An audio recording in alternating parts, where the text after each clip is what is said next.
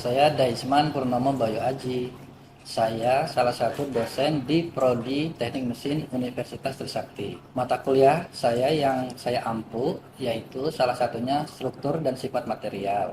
Mata kuliah ini adalah mata kuliah wajib dan bobotnya adalah 2 SKS. Kemudian mengenai mata kuliah ini kami ajarkan agar mahasiswa bisa memperoleh pengetahuan tentang hubungan proses, struktur, sifat, dan performa material logam. Dalam proses pembelajaran pada mata kuliah ini, mahasiswa belajar tentang struktur dan cacat kristal, deformasi, patahan, kemudian juga metode penguatan logam. Mahasiswa juga diberikan pengetahuan tentang karakterisasi material, metalografi, uji tarik, uji keras, uji impak, juga uji petik dan krip. Selain itu, mahasiswa juga belajar tentang NDT atau non-destructive testing. Mata kuliah struktur dan sifat material ini tentu memiliki CPL atau capaian pembelajaran lulusan. Ada 2 CPL pada mata kuliah ini. Yang pertama, mampu menerapkan pengetahuan matematika, ilmu pengetahuan alam, dan atau material, teknologi informasi, dan keteknikan untuk mendapatkan pemahaman menyeluruh tentang prinsip-prinsip keteknik mesinan. Kemudian CPL kedua yaitu mampu menerapkan prinsip pembelajaran sepanjang hayat, termasuk akses terhadap pengetahuan terkait isu-isu kekinian yang relevan. Dari 2 CPL ini diturunkan menjadi CPMK atau capaian pembelajaran mata kuliah. Ada 3 CPMK pada mata kuliah ini. Yang pertama, mampu menguasai dasar-dasar struktur dan sifat material logam. Yang kedua, mampu menerapkan pengetahuan struktur dan sifat material pada pengujian mekanik dan pengujian tak merusak. Dan yang ketiga, mampu menemukan pengetahuan tentang isu-isu kontemporer teknologi rekayasa material. Jadi di mata kuliah ini, mahasiswa akan belajar tentang struktur dan cacat kristal, deformasi dan patahan, metode penguatan logam, difraksi sinar X, mikroskop optik, kemudian mikroskop elektron. Dan juga metalografi dan uji mekanik ya, tadi seperti uji tarik, uji keras, uji impak, uji petik, dan krip. Kemudian kami melakukan asesmen kepada mahasiswa pada mata kuliah ini dengan memberikan tugas, UTS, dan UAS. Bobot dari UTS dan UAS ini yaitu UTS 15%, UAS 15%, dan sisanya tugas itu 70%. Jadi kami memberikan bobot yang besar kepada komponen tugas. Kemudian untuk tugas ini ada tugas besar, tugas kecil, tugas kelompok, dan tugas individu. Untuk tugas besar, mahasiswa melakukan studi literatur dan melakukan pengamatan dan eksperimen sederhana di lab dengan data-data diperoleh dari lingkungan, industri, masyarakat, dan juga tempat-tempat yang terkait. Kemudian mahasiswa juga pada mata kuliah ini harus mempresentasikan tugas besar dan tugas kecil sehingga mahasiswa dilatih keterampilan komunikasi, kepercayaan diri, dan juga keterampilan membuat laporan pada tugas besar tersebut. Saya lampirkan tatap muka perkuliahan struktur dan sifat material pada pertemuan ke-11 dengan topik uji tarik. Baik, selamat datang pada teman-teman mahasiswa untuk pertemuan ke-11 ya. Jadi di pertemuan 11 ini kita akan membahas tentang uji tarik terkait juga dengan deformasi ya. Di pertemuan sebelumnya kan kita sudah diskusi tentang deformasi ya, ada deformasi elastis dan plastis. Nah, sekarang lebih dalam lagi tentang pengujian. Oke. Nah, dari uji tarik ini nanti kita bisa memperoleh beberapa sifat mekanik utama ya. Jadi sifat mekanik utama itu ada kekakuan, atau bahasa Inggrisnya itu stiffness, kemudian kekuatan, strength, keuletan, ductility, dan ketangguhan. Nah, kalau kekerasan ini tidak bisa diperoleh dari uji tarik. Nah, kekakuan ini nanti terkait dengan besaran modulus elastis, biasanya simbolnya E. Kemudian kekuatan itu kekuatan lulu, contohnya nanti dari kurva uji tarik kita bisa lihat ya. Kemudian keuletan itu dari persen EL atau persen elongation. Nah, ketangguhan itu toughness, nanti kita bisa menghitungnya dari kurva uji tarik. Kemudian sebelumnya ya, kita bahas dulu tentang jenis-jenis beban. Jadi jenis beban itu ada yang beban tarik atau tensile load seperti itu. Kemudian ada beban tekan, kemudian ada beban geser, dan beban torsi. Kalau beban tarik itu Anda bisa lihat bahwa beban luar yang diberikannya itu aksial terhadap sumbu dari silinder benda uji tersebut ya. Nah, kalau tekan berarti ke dalam arah pusat benda ujinya. Kalau geser, vektor bebannya itu terletak pada bidang kerjanya. Kalau torsi berarti Anda bisa lihat puntiran seberapa besar deformasi di sini pi ya. Jadi besar deformasinya itu sebesar pi di situ simbolnya. Nah, untuk uji tarik kita bisa lihat benda ujinya bentuknya ya. Salah satunya kita bisa menggunakan standar ASTM. Standar ASTM salah satunya bentuk silinder seperti ini. Jadi kita bisa lihat ukurannya ya. Misalnya ada gauge length-nya, panjang ukurnya tuh 2 inci kalau di sini. Diameternya 0,505 inci. Kemudian yang harus kalian perhatikan di sini ada radiusnya. Nah, radius itu untuk menjaga supaya kegagalannya nanti putusnya tidak di daerah takikan tersebut ya. Jadi nanti putusnya itu harus di daerah gauge length tersebut. Nah, di sini ada grip yang sebelah kiri, sebelah kanan itu nanti dipegang di mesin uji tariknya ya. Oke, jadi di sini kita bisa lihat selama pengukuran uji tarik, deformasi itu dibatasi di bagian tengah atau di bagian gauge length. Nah, fracture atau patahan putusnya itu nanti harus terjadi di daerah gauge length. Nah, ini contoh mesin uji tarik ya. Nah, kita juga punya ya mesin uji tarik di lantai 1 di layer metodologi fisik. Itu Anda bisa lihat benda ujinya disimpan, dipegang di bagian grip atas dan grip bawah, nanti diberikan beban luar sampai putus. Nah, ini skematiknya ya. Jadi ada spesimen atau benda uji, kemudian dipasang ekstensometer untuk mengukur strain. Kemudian nanti dari waktu awal ditarik, kita ukur perpindahannya. Kita bisa hitung pertambahan panjangnya ya, atau delta L nanti simbolnya itu. Ditarik sampai putus benda ujinya. Nah, ini kurva uji tarik. Jadi kurva yang warna merah ini adalah hasil dari atau output dari mesin uji tarik. Dari awal kita berikan beban konstan strain rate-nya ya. Jadi strain rate-nya itu konstan. Juga laju pertambahannya itu konstan, tapi bebannya itu bertambah. Nah, kita bisa lihat yang kurva yang warna merah ya, itu naik, itu bentuknya itu garis lurus atau linear. Kemudian setelah garis linear itu mulai curve atau linear, non linear sampai ke titik M. Setelah titik M turun nilai tegangannya sampai titik F. Nah, di titik F ini itu ketika benda ujinya putus. Ya, jadi ini yang contoh umum kurva uji tarik untuk logam. Jadi naik bentuknya garis lurus, kemudian melengkung sampai titik M, kemudian turun sampai titik F.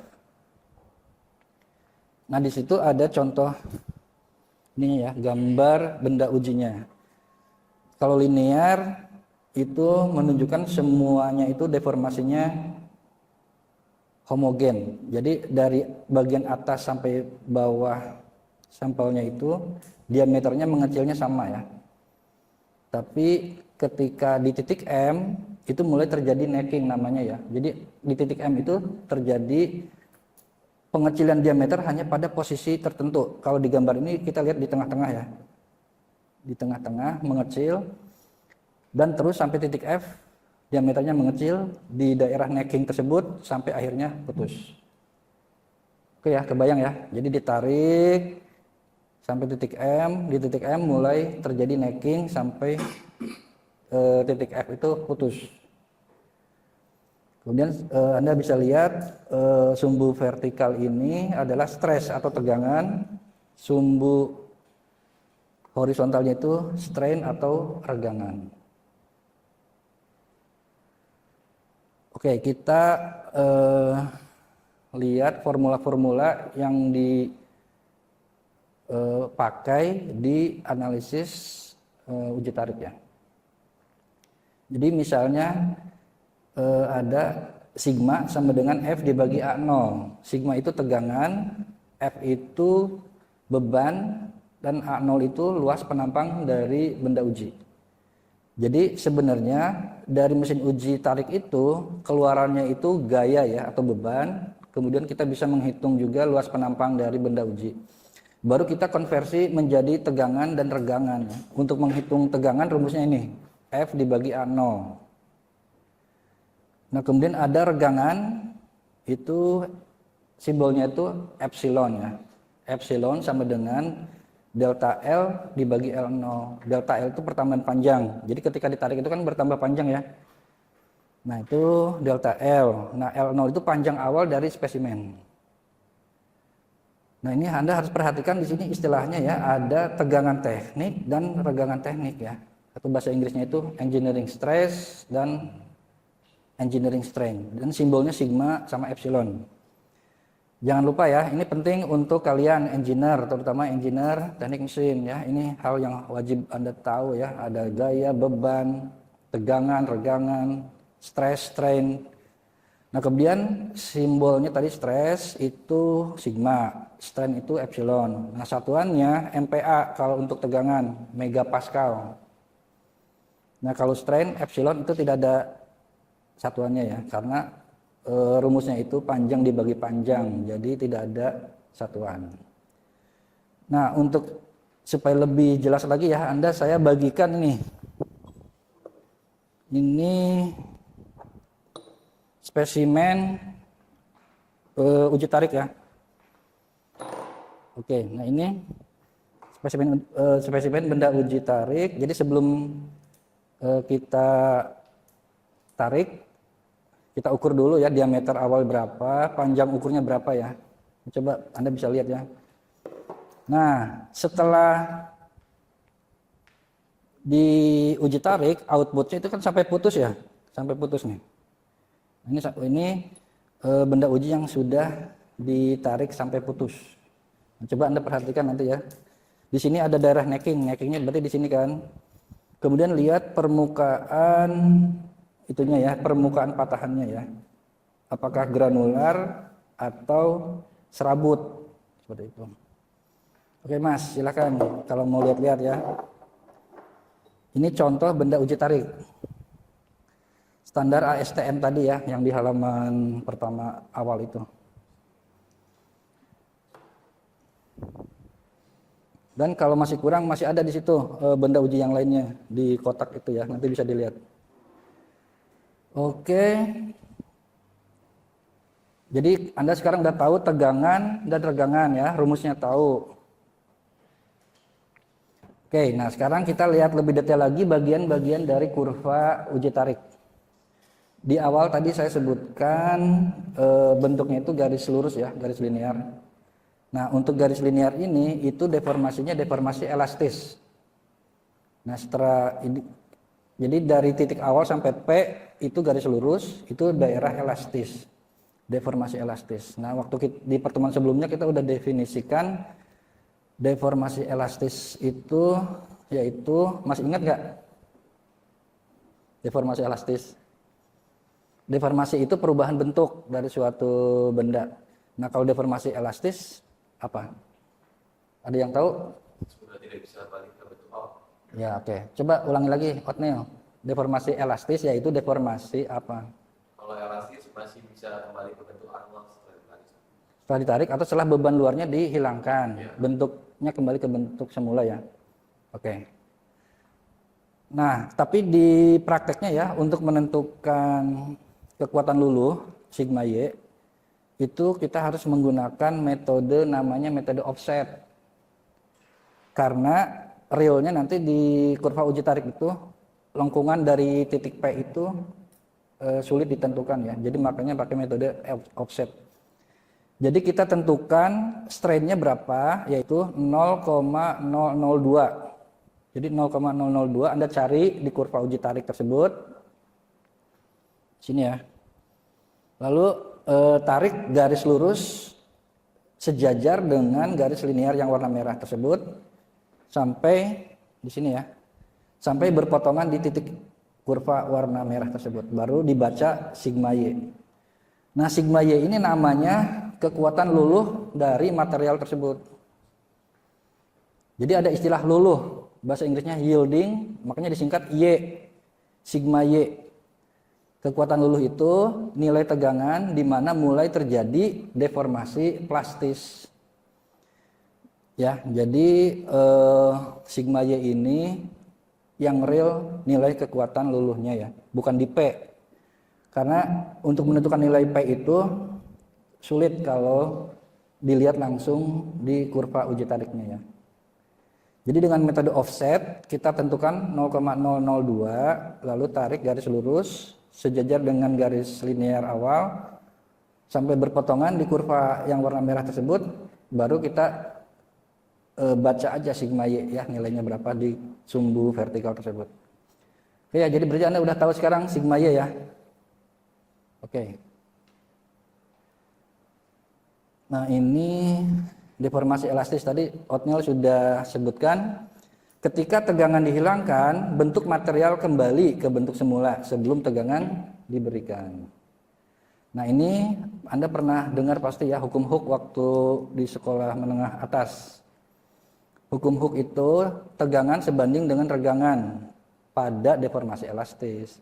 Kalau ditulis rumusnya sigma sama dengan E kapital dikali epsilon. Sigma itu tadi tegangan, E itu modulus elastis, E itu epsilon itu regangan ya.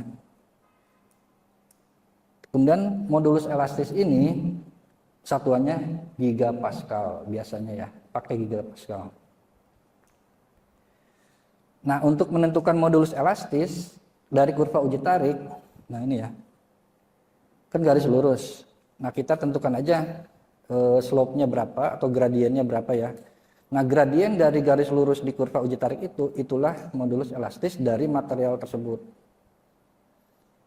Ya, ngerti ya? Gampang. Jadi Anda tentukan gradien dari garis lurus di kurva uji tarik itu. Nah, itulah modulus elastis dari material tersebut. Oke, nah ini tadi dari modulus elastis kita bisa menentukan bahwa benda uji ini atau material ini kaku atau tidak ya. Jadi kita bisa bilang suatu benda, suatu produk itu kaku atau tidak dari modulus elastisnya ya. Nah, Anda bisa lihat nggak modulus elastisnya ini semakin besar berarti kan semakin vertikal ya. Nah, itu berarti semakin kaku material tersebut. Jadi Anda bisa lihat langsung di kurva uji tarik, kalau yang bagian garis lurusnya ini mendekat ke sumbu vertikal, berarti kita bisa bilang material tersebut semakin kaku ya. Semakin besar modulus elastis, semakin kaku material tersebut.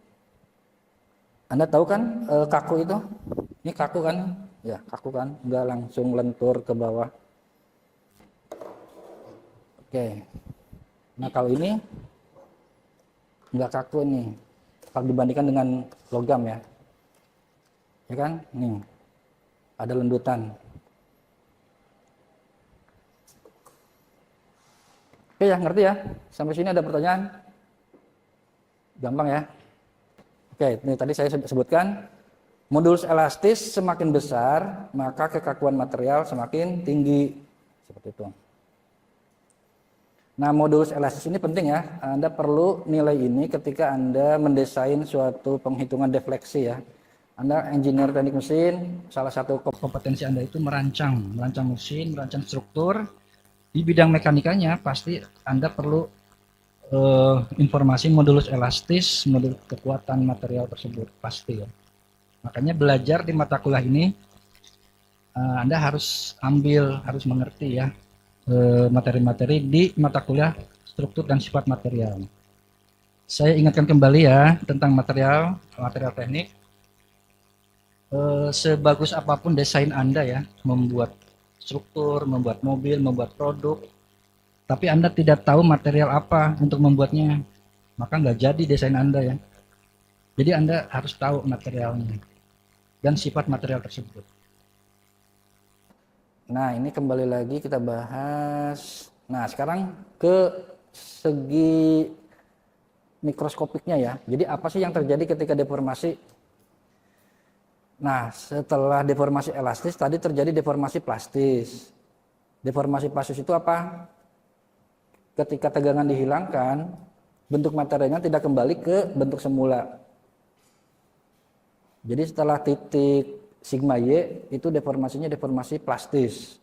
Nah, yang terjadi di dalam material tersebut kan ada susunan atom ya. Yang terjadi itu seperti ini ya skematiknya ya. Jadi dari gambar A menjadi gambar B menjadi gambar C. Nah, disinilah peran adanya cacat dislokasi. Di pertemuan pertama, pertemuan kedua kita sudah bahas kan tentang dislokasi ya. Nah, ini dislokasi kan di sini ya. Jadi di kolom kemudian kekosongan kita bisa lihat ya. Sedangkan di kolom B itu kan ada 1 2 3 4 5 6 ya, ada 6 susunan atom ya. C juga sama 1 2 3 4 5 6, D juga sama. Nah, yang kolom A itu kan setelah 1 2 3 yang keempatnya kan nggak ada ya, kosong ya. Nah, daerah sini. Di daerah situ berarti cacat namanya itu. Nah, cacatnya ini disebut dislokasi.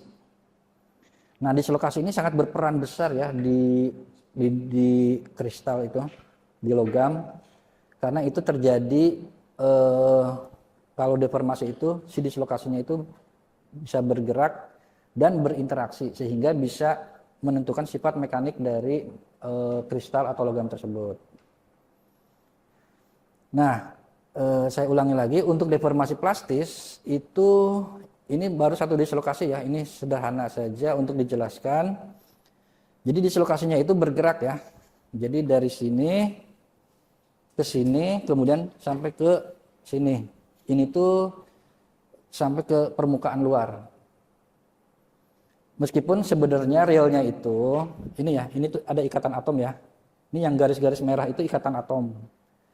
Ini harus putus dulu, ini putus baru berikatan dengan ini kan ke sini. Ini putus lalu berikatan dengan yang sebelahnya terus.